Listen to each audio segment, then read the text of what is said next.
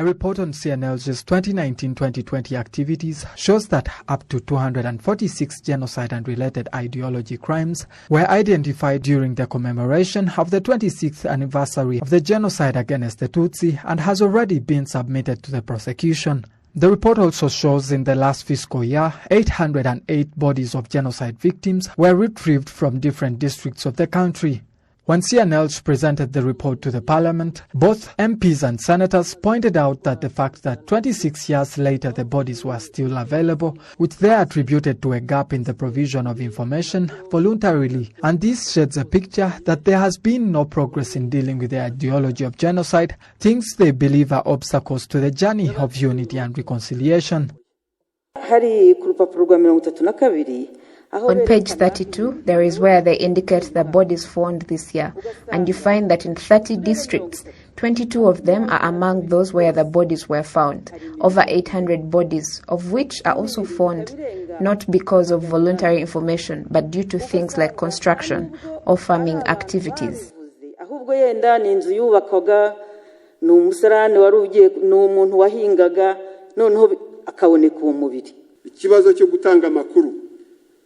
We discovered that there is still a big challenge when it comes to a voluntary provision of information concerning the whereabouts of the bodies of genocide victims, whereby with those we managed to talk to, they seem to have accepted failure and requested for a hand through advocacy.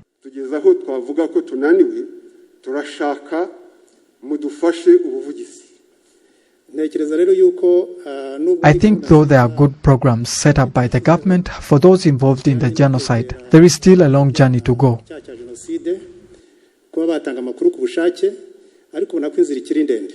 The National Commission for the Fight Against Genocide, CNLG, also acknowledges that the issue exists, only that its vice chairperson, Ms. Yvonne Mutakwasuku, confirms that the fight against crimes and acts related to the genocide is an ongoing struggle. We are still fighting with that challenge where some people are still withholding information. In the other 808 bodies, we were helped by some of the reconciliation activities organized in prisons.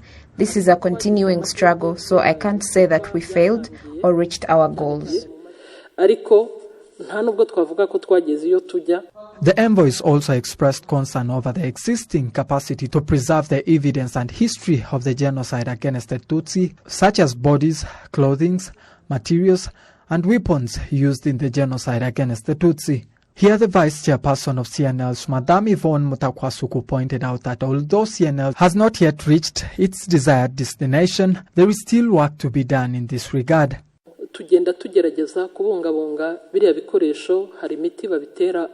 are trying all possible means to preserve the genocide history, whereby preservation medicines are sprayed on the bodies at different memorial sites. But we are still facing challenges of an insufficient budget in terms of funds and skills to preserve all the bodies in all the genocide memorial sites.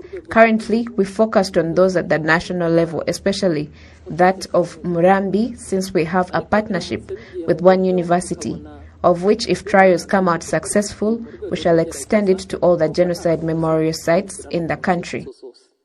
The National Commission for the Fight Against Genocide, CNLG, generally states that its responsibilities require research experts from various fields, but also that the budget is insufficient and does not allow them to get the staff they need, from where it started asking the legislature to help with the advocacy to raise the budget they need. Innocent MUGABO, RTV News.